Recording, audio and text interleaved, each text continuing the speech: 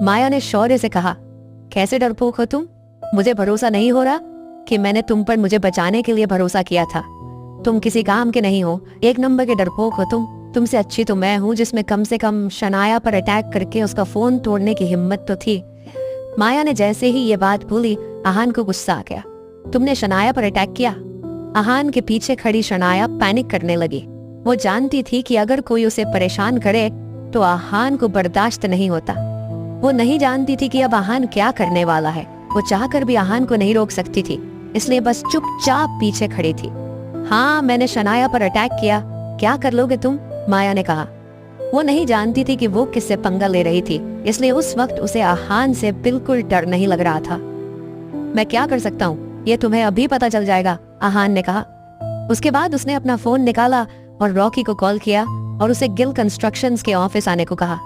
जब तक रॉकी वहां पहुंचा, आहान ने माया के दोनों हाथ उसके पीछे पकड़ रखे थे। माया अपने आप को छुड़वाने की बहुत कोशिश कर रही थी, लेकिन वह छुड़वा नहीं पा रही थी। तुम किसी को भी बुला लो, मेरा कुछ नहीं बिगाड़ पाओगी, माया ने कहा। माया की पीठ सिर्फ शौर्य ही नहीं, बल्कि वो और भी बहुत लोगों को जानती थी। वो तो वक्त ही बताएगा मिस माया, आहान ने हंसी में कहा। कुछ ही देर में रॉकी पहुंच गया।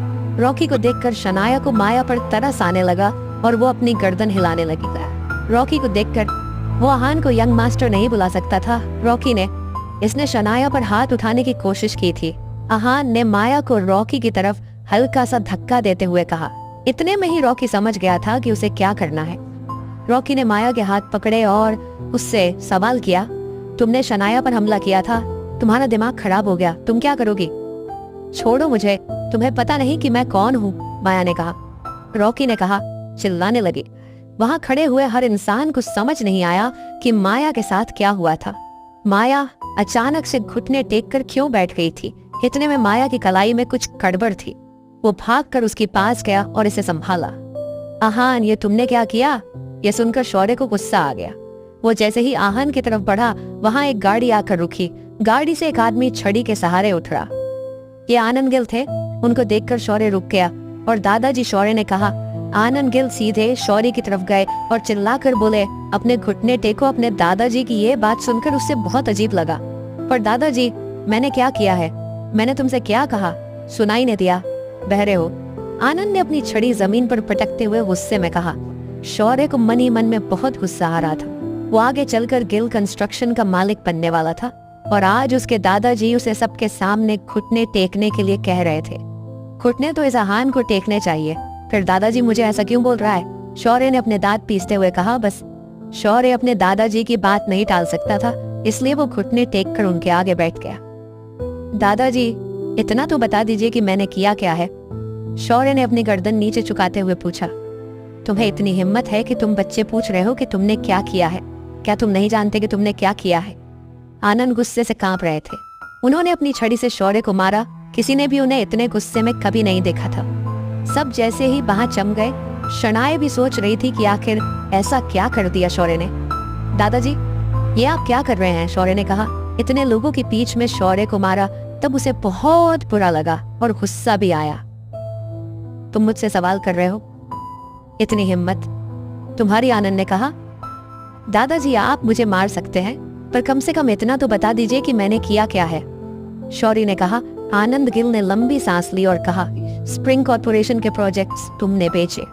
शौर्य के पास इस बात को मानने के अलावा और कोई चारा नहीं। वो जानता था कि आनंद गिल ऐसे ही तुक्के नहीं मारते। अगर उसने झूठ बोला तो वह और पूरी तरह फंस जाएगा। बेवकूफ आदमी, तुमने ये प्रोजेक्ट्स क्यों बेचे? ये गिल कंस्ट्रक्शंस के सबसे बड़े प्रोजेक्ट्स थे। इसमें हमें बहुत बड़ा फायदा होने वाला था। क्या तुम नहीं जानते कि ये प्रोजेक्ट्स हमें कितनी मुश्किल से मिले थे? शहर के सभी बड़े बिजनेसमैन ने इस प्रोजेक्ट के लिए कोटेशंस भेजे थे और ये प्रोजेक्ट्स हमें गिल परिवार को मिले थे, हम जैसी मिडिल क्लास फैमिली को, और तुमने इन्हें बेच दिया। आनंद गिल बहुत गुस्से में था। उसने बीच बीच में शौर्य को अपनी छड़ी से मारा था। सब ये देखकर बहुत हैरान थे। सब जानते थे कि उन्हें ये प्रोजेक्ट्स कितनी मुश्किल से मिले थे। शिमला की सारी ऊपरी क्लास फैमिलीज इस प्रोजेक्ट के लिए आपस में लड़ रही थी, पर शनाया की वजह से ये प्रोजेक्ट्स गिल कंस्ट्रक्शंस को मिला था। गिल परिवार को ये प्रोजेक्ट्स मिलने का मतलब था कि अब वो शिमला की जानी मानी फैमिली में से एक होंगे। आनंद गिल की ये बात सुनकर शनाया गुस्से से लाल हो गई। उसे लग रहा था कि शौर्य ने सिर्फ माया को अपॉइंट करने की गलती की है। उसे नहीं पता था कि उसने बिजनेस में इतना बड़ा कांड कर दिया था। शनाया का शौर्य को थप्पड़ मारने का मन कर रहा था, पर अपने दादाजी की वजह से वो चुप रही। शौर्य ने पूरे गिल परिवार की उम्मीदें तोड़ दी थी। दादाजी, ये प्रोजेक्ट्स बेचने का कारण क्या था? शौर्य ने कहा, कारण तुम अपनी गलती को जस्टिफाई भी कर सकते हो। ठीक है, बोलो क्या कारण था? आनंद ने कहा, हालांकि वो जानता था कि कोई भी कारण इतना बड़ा नहीं हो सकता कि वो ये प्रोजेक्ट्स बेच दे, पर फिर भी उसने ये सुनना चाहा। दादाजी, ये सब मैंने गिल परिवार के लिए ही किया है, शौर्य ने कहा। वो नहीं जानता था कि वो क्या जवाब देगा, पर फिर भी उसने कॉन्फिडेंस से अपनी बात कही। बातों को घुमा मत शौर्य, सीधा सीधा जवाब दो, आनंद ने अपनी छड़ी पटकते हुए गुस्से में कहा। दादाजी, मैंने ये प्रोजेक्ट्स जिन परिवारों को बेचे हैं वो बहुत नामी परिवार हैं, और हमने जिनसे ये प्रोजेक्ट कीने हैं वो भी जाहिर सी बात है हमसे बदला लेने की कोशिश करेंगे। उस वक्त ये लोग हमारे काम आएंगे, शौर्य ने समझाने की कोशिश की। बकवास, सब बकवास है, आनंद ने गुस्से में कहा। तुमने जिन दामों में ये प्रोजेक्ट्स बेचे हैं उनमें सिर्फ तुम्हारा फायदा है। इतने बड़े प्रोजेक्ट्स तुमने कोड़ियों के भाव बेच दिए। मैंने तुमसे ऐसा बेवकूफ कभी नहीं देखा। आनंद ने फिर से अपनी छड़ी से शौर्य के माथे पर मारा और वहां एक निशान हो गया। आनंद को हमेशा लगता था कि शौर्य बहुत समझदार था और उसे बिजनेस की अच्छी नॉलेज है, पर आज उसने साबित कर दिया था कि वो कितना बड़ा बेवकूफ था। कोई भी रईस खानदान उनकी मदद करने वालों में से नहीं था। जब शनाया को ये प्रोजेक्ट मिला था तब आनंद कुछ खास खुश नहीं था। जैसे ही शनाया कुछ दिनों के लिए मना ली गई, आनंद ने शौर्य को स्प्रिंग कॉर्पोरेशन का हेड बना दिया था। अब उसे अपने फैसले पर पछतावा हो रहा था। दादाजी, मेरा विश्वास कीजिए, मैनेजर सिंह ने खुद मुझसे कहा कि अगर भविष्य में हमें कोई दिक्कत आई तो वो हमारी मदद जरूर करेंगे, शौर्य ने कहा। मैनेजर सिंह ने ऐसी कोई बात नहीं कही थी, आनंद ने गुस्से में कहा। क्या गिल परिवार में इतनी ताकत नहीं है कि हम अपनी प्रॉब्लम से डील कर सकें? आनंद ने कहा। ऐसा नहीं है दादाजी, पर ऐसे बड़े बड़े लोगों से लड़ने के लिए हम अकेले काफी नहीं हैं। अगर हमारे साथ और लोग होंगे तो ये हमारे लिए अच्छा होगा। हमने उन्हें प्रोजेक्ट्स इतने कम दाम में दिए हैं तो जाहिर सी बात है कि वो हमसे खुश होंगे और हमारा साथ जरूर देंगे, शौर्य ने कहा। देखिएगा दादाजी, हमें कोई हरा नहीं पाएगा। हाँ, हम जल्दी शिमला की टॉप फैमिली में से एक होंगे, शौर्य ने कहा। शौर्य, क्या तुम सच में सोचते हो कि वो हमारे लिए मदद करेंगे? आनंद ने गुस्से में पूछा। फिर उसने एक लंबी सांस ली और कहा, देखो ये सब अब मुझे नहीं। सनाया, ये तुम कैसी बात कर रही हो? गिल कंस्ट्रक्शन में तुम्हारा और मेरा क्या संबंध है? हम एक परिवार हैं। अगर शौर्य ने वो प्रोजेक्ट बेच भी दिए तो क्या तुम उन्हें वापस लेने में मदद नहीं कर सकती? ये सब बातें गिल परिवार के सदस्य और ऊंची पोस्ट पर बैठे लोग कह रहे थे। उनके पास गिल कंस्ट्रक्शन के शेयर थे, जिसका मतलब यह था कि गिल कंस्ट्रक्शन का नुकसान उनका व्यक्तिगत नुकसान था। फ्री का खाया, आहान ने कहा। आहान सोच रहा था कि उनकी सोच कितनी छोटी है जो वो ऐसा कह रहे हैं। अगर उसने फ्री का खाया भी है तो गिल परिवार का नहीं बल्कि सनाया का खाया है। आहान ने ताना मारते हुए कहा, आज तक किसी ने भी मुझे गिल परिवार का हिस्सा नहीं माना और आज अचानक सब मुझे याद दिला रहे हैं कि मैं गिल परिवार का हिस्सा हूँ। देखो आहान, तुम चाहे जो भी सोचो, लेकिन तुम सनाया के पति हो। जाओ और यश मेहरा से हमारे बिजनेस को बचाने के लिए मदद मांगो। शगुन ने हर तरह से आहान को समझाने की कोशिश की, लेकिन आहान ने किसी की बात का कोई जवाब नहीं दिया। वह बस आनंद गिल के सामने जाकर खड़ा हो गया। क्या आप चाहते हैं कि मैं आपकी मदद करूं? आहान ने आनंद गिल से पूछा। हाँ, अगर तुम मदद करोगे तो तुम्हें गिल परिवार की पुश्तैनी हवेली में हिस्सा मिल जाएगा, आनंद गिल ने कहा। आनंद की ये बात सुनकर वहां खड़े सभी सदस्यों के चेहरे उतर गए थे। मुझे आपकी हवेली में कोई हिस्सा नहीं चाहिए, आहान ने साफ शब्दों में कहा। यह सुनकर सभी हैरान रह गए, क्योंकि आनंद ने इतनी बड़ी बात कही थी और आहान उसे ठुकरा रहा था। आहान ने आगे कहा, पर मुझे आपसे कुछ और चाहिए। अब सभी सोचने लगे कि आखिर आहान अब क्या मांगने वाला है। कहो, क्या चाहिए तुम्हें? आनंद गिल के पास यह पूछने के अलावा और कोई चारा नहीं था। मैं चाहता हूँ कि सनाया को बिजनेस में हिस्सा और अपना अलग घर मिले, आहान ने कहा। यह बात सुनकर सभी दंग रह गए। आहान चाहता था कि सनाया अपने परिवार से अलग हो जाए और अपना एक छोटा गिल परिवार बसाए। यह बात किसी को भी अच्छी नहीं लगी। सभी ने फिर से आहान पर ताने कसना शुरू कर दिया। आहान का ऐसा करने का मतलब था कि अब सनाया परिवार से अलग हो जाएगी। लेकिन फिर भी वह गिल परिवार के बिजनेस का एक महत्वपूर्ण हिस्सा बनी रहेगी। भले ही वह गिल के नाम से जुड़ी रहे, पर इसे चलाने वाला आहान होगा। आगे चलकर अगर उनके बच्चे हुए तो वे आहान के उत्तराधिकारी होंगे। कोई भी यह समझ नहीं पा रहा था कि आखिर आहान ने ऐसा क्यों कहा। तुम सनाया को परिवार से अलग करके अलग गिल परिवार क्यों बसाना चाहते हो? आनंद ने गंभीर स्वर में पूछा। अगर मैं आपसे यह न मांगू तो क्या आप सनाया को बिजनेस में हिस्सा दे देंगे? आहान ने पलटकर जवाब दिया। आनंद गिल का चेहरा गंभीर हो गया था। वह समझ रहा था कि सनाया को बिजनेस में हिस्सा देना या न देना, दोनों में ही आहान का कोई व्यक्तिगत फायदा नहीं है। आनंद इतना समझदार था कि वह आहान की इस मांग के पीछे छुपे कारणों को भांप रहा था। तो तुम ऐसा क्यों करवाना चाहते हो? आनंद ने फिर पूछा। इससे आपको कोई मतलब नहीं होना चाहिए। अगर आप चाहते हैं कि मैं आपकी मदद करूं तो आपको मेरी यह बात माननी पड़ेगी, आहान ने दृढ़ता से कहा। आहान वैसे भी सबको हर बात समझाने में सक्षम नहीं था। उसके पास न तो इतना समय था और न ही ताकत। वह उन्हें अवॉइड करना ही पसंद करता था। ऐसे कैसे? दादाजी तुम्हारी हर बात मान लेंगे, शगुन ने कहा। हाँ हाँ, हमारा भी परिवार में कुछ हिस्सा है। हम इस फैसले को नहीं मानते।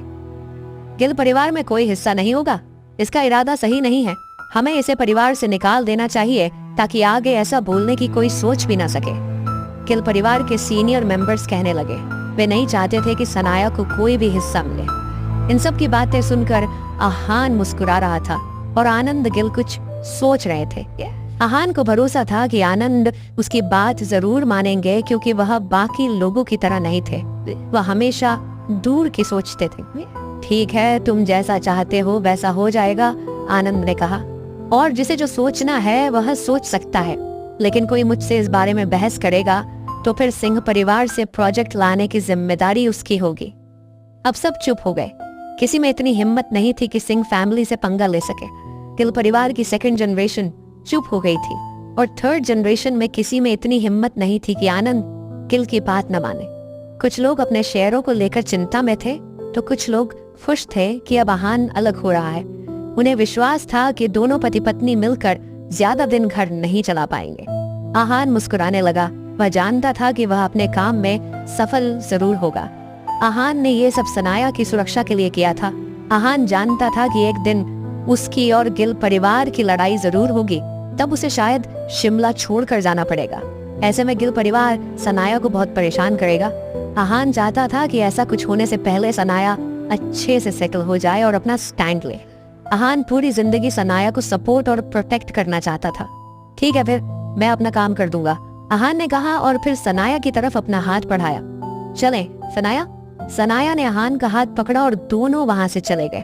सनाया अच्छे से जानती थी कि आहान ने ऐसा क्यों किया था। वह चाहता तो अपनी असलियत बताकर सनाया के लिए चीजें आसान कर सकता था, पर उसने ऐसा इसलिए नहीं किया क्योंकि सनाया को बुरा लगता।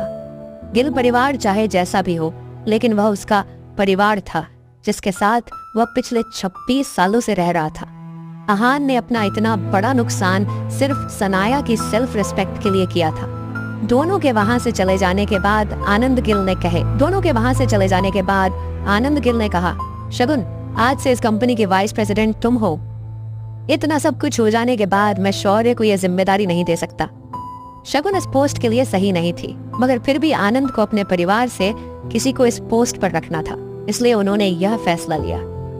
जी दादाजी, शगुन ने कहा। और तुम? शौर्य गिल आज के बाद इस कंपनी की किसी भी पोस्ट पर नहीं रहोगे। आनंद गिल ने अपना फैसला सुनाया। यह सुनकर सब स्तब्ध रह गए।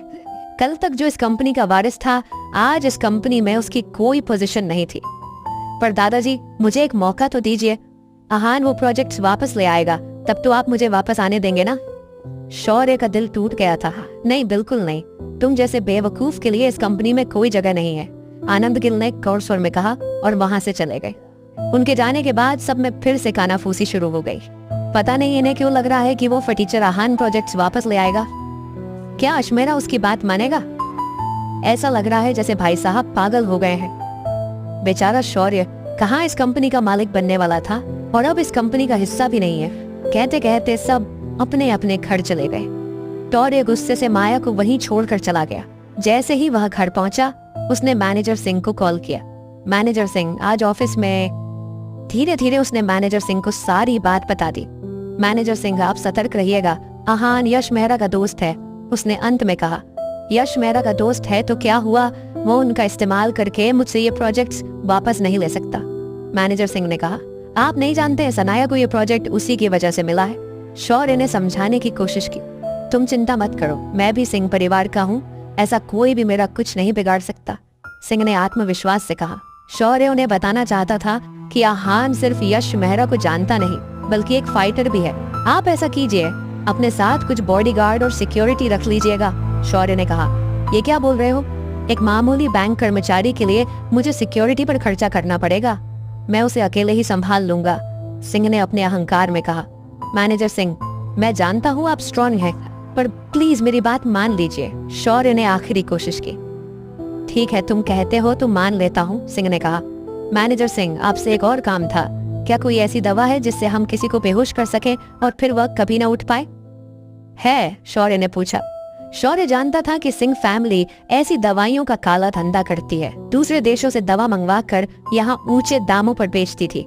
इससे शहर में नशा बहुत बढ़ गया था। तुम्हें ऐसी दवा क्यों चाहिए, सिंह ने पूछा। तुम खरीद पाओगे? कितने की है, आप बताइए। शौर्य की आवाज से लग रहा था जैसे उसे वह दवा किसी भी कीमत पर चाहिए। 1 लाख, सिंह ने कहा। क्या इतनी महंगी दवा? शौर्य ने हैरान होते हुए कहा। हाँ, मैंने तो पहले ही पूछा था कि तुम खरीद पाओगे या नहीं। यह दवा यूरोप से आती है, इसे यहाँ लाने के लिए हमें कई तरीके निकालने पड़ते हैं। इतने पैसे नहीं लेंगे तो हमारा फायदा कैसे होगा, सिंह ने कहा। शौर्य ने दवा खरीदने की ठान ली। विला पहुंचकर आहान ने विकी को फोन लगाया। Vicky, Singh family, Fortune real estate और टॉवर हाइट्स रियल एस्टेट के लोगों को बुलाओ, उन्हें कहना मैंने बुलाया है। आपने बुलाया है मतलब यंग मास्टर या फिर आहान क्या कहेंगे उनको, विकी ने पूछा।